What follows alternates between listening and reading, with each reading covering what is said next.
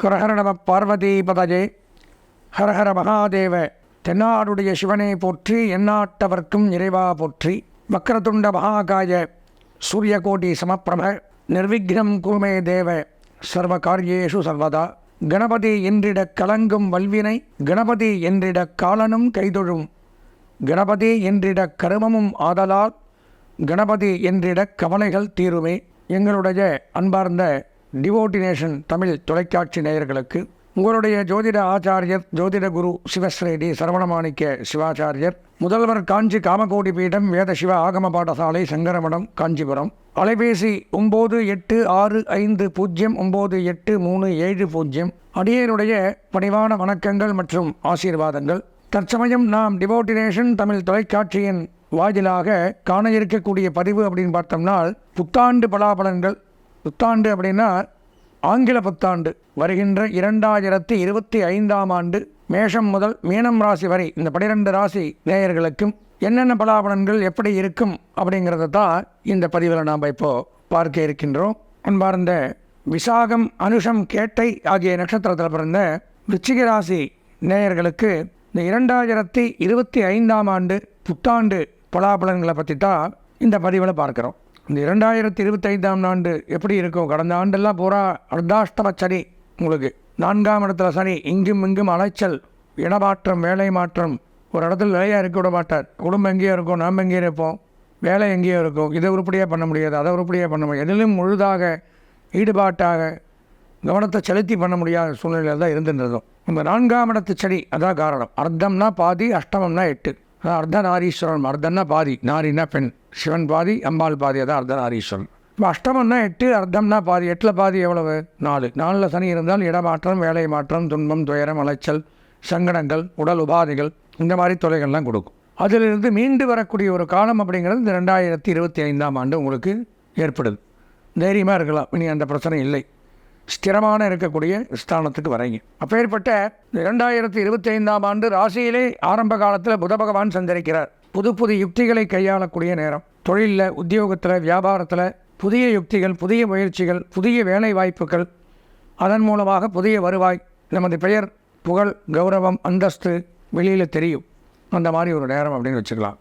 புதன் தான் வித்தைக்கு அதிபதி, வித்யாகாரகன், வித்தையகாரகன் ராசியில் ஆரம்பத்தில் இருக்கார். அப்போ உத்தியோகம், தொழில், வியாபாரம், விவசாயம், தொழிலில் லாபம், எந்த தொழில் பண்ணாலும் சரி.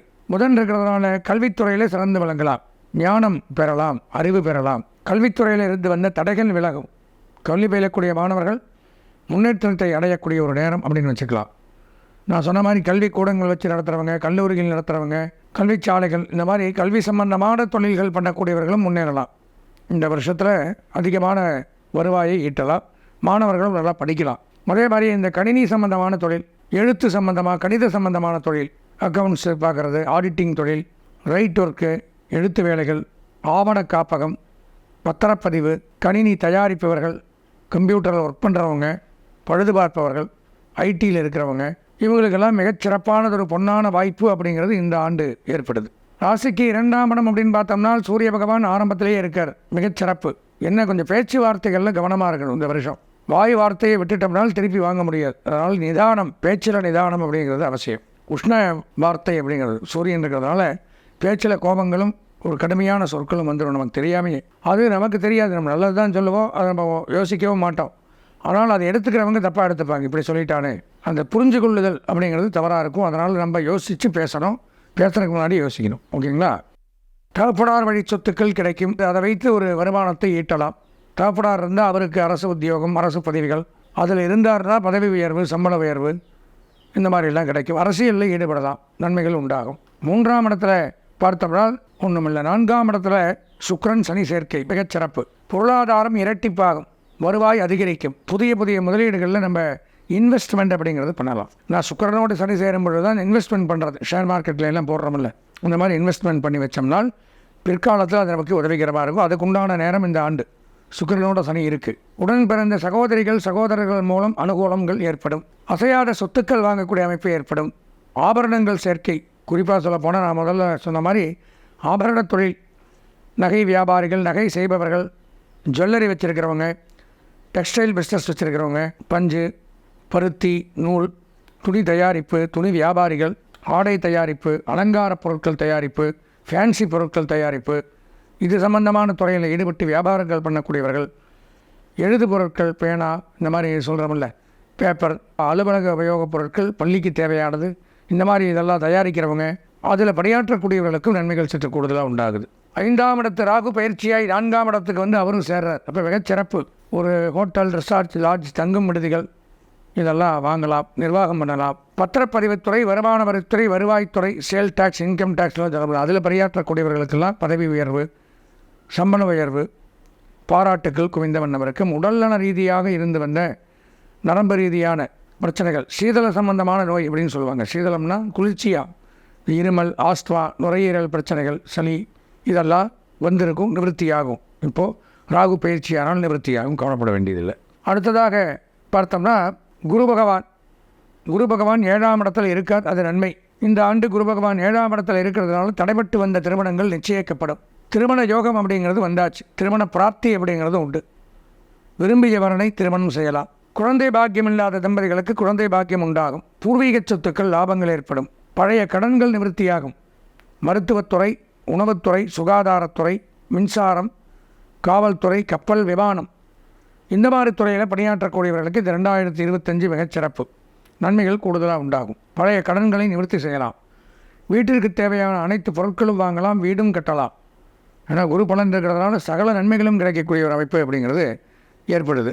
9ஆம் இடத்துல செவ்வாய் பாக்கியஸ்தானத்தில், அதுவும் நன்மை. பூமி, மனை, விவசாயங்கள், நிலபலன்கள், இந்த மாதிரி தொழில் பண்ணுறவங்க, நிலத்தடி நீர், ரியல் எஸ்டேட், புரோக்கேஜ் பண்ணுறவங்க, இவங்களுக்கு எல்லாமே கூடுதல் நன்மை அப்படிங்கிறது எடுத்துக்கலாம். 11ஆம் இடத்துல கேது பயிற்சியாய் 10ஆம் இடம் தொழில்ஸ்தானம், ஜீவனஸ்தானம், கர்மஸ்தானத்துக்கு வரார். இப்போ மிகச்சிறப்பு. இயல், இசை, நாடகம், ஜோதிடம், ப்ரெஸ், மீடியா, பத்திரிகை, சினிமா, விளையாட்டு, கேளிக்கை, ஆன்மீகத்துறை, அறநிலையத்துறை, இதில் பணியாற்றக்கூடியவர்கள். அது மட்டுமின்றாமல் சட்டம், நீதிமன்றம், காவல்துறை, இதில் பணியாற்றக்கூடியவர்களுக்கும் அபரிமிதமான யோகங்களும் நன்மைகளும் நடைபெறக்கூடிய ஒரு நல்ல ஆண்டாகத்தான் இந்த 2025ஆம் ஆண்டு விளங்குகின்றது.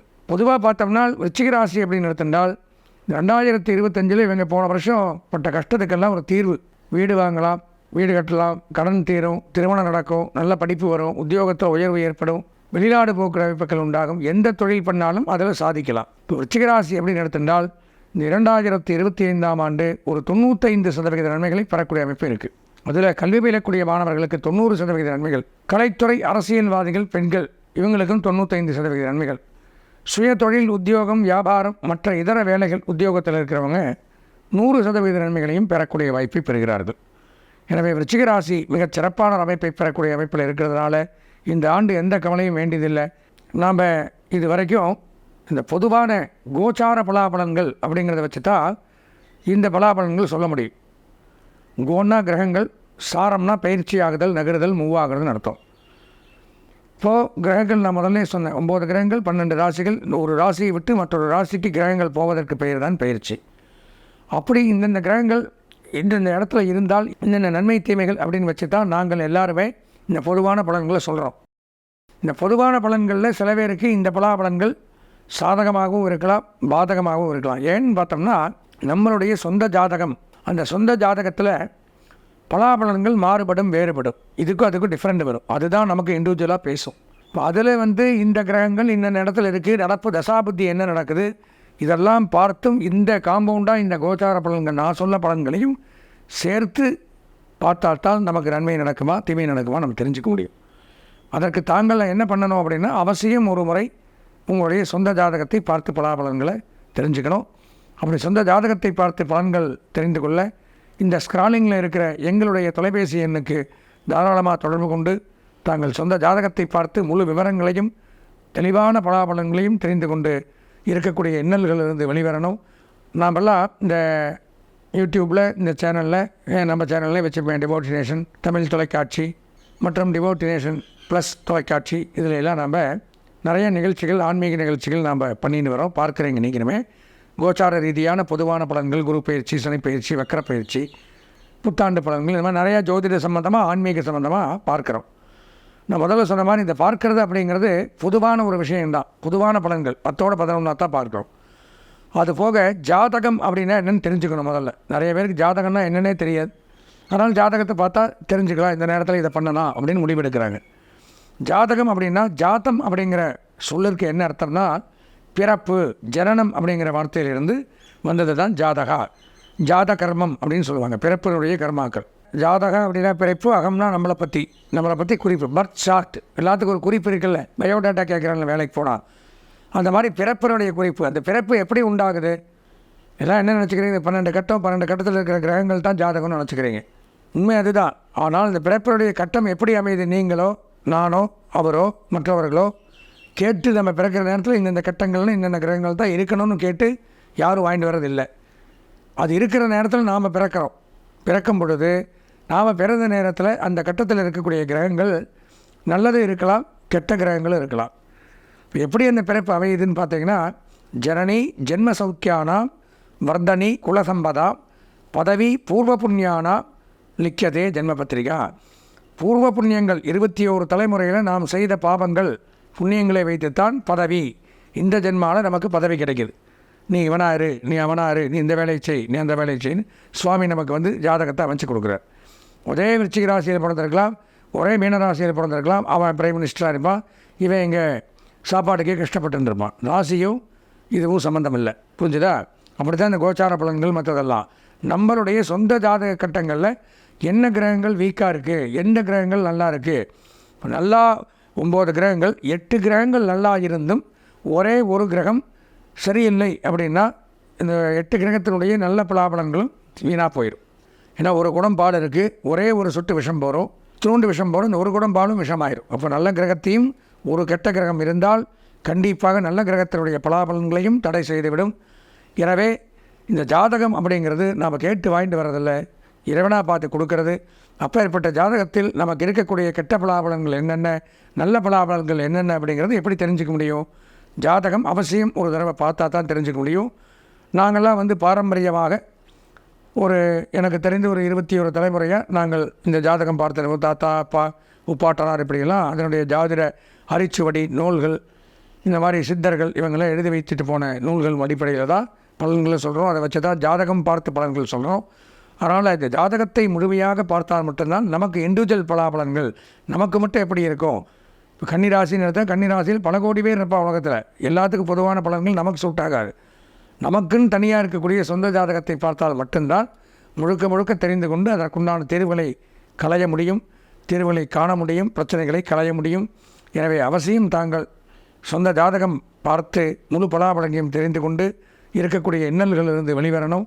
அதற்கு என்ன பண்ணணும் அப்படின்னா, எங்களுடைய தொலைபேசி எண்ணான 9865 9837 98650 98370 இந்த எண்ணிற்கு தாராளமாக நீங்கள் தொடர்பு கொண்டு உங்களுடைய சொந்த ஜாதகத்தை பார்த்து முழு விவரங்களையும் பார்த்து எல்லா பலன்களையும் தெரிந்து கொண்டு சகல தோஷங்களிலிருந்து விடுபட்டு வாழ்வாங்கு வாழ இறைவனை பிரார்த்தித்து விடைபெறுகிறேன். நன்றி, வணக்கம்.